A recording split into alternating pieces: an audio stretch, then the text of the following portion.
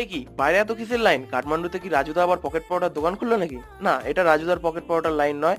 আজ শনিবার ছুটির দিন হয়, সবাই মিলে সন্ধ্যে ভালো কিছু খাওয়ার একটা মেনু সেট হয়। আর মেনু ছিল ঘিয়ের পরোটা আর তার সাথে কুমড়ো তরকারি।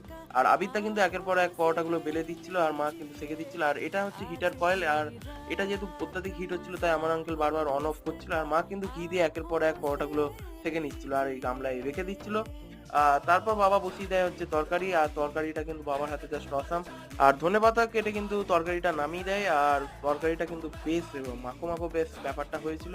আর বোন কাকু এখানে কিন্তু ভজন শুনছিল, আর বাইরে দেখি বৃষ্টি নেমে পড়েছে। আর যাই হোক, তারপর মা কিন্তু শেষ পরোটাটাকে সেঁকে নিয়ে কিন্তু আমরা সবাই খেতে বসে পড়ি। আর সবাইকে খেতে দেখে কিন্তু আমিও আর কন্ট্রোল করতে পারি না, তাই আমিও সবার সাথে বসেই যাই। যাই হোক, ফার্স্ট বাইটটা নেওয়ার পর কিন্তু মুখে জাস্ট মিলিয়ে যায়।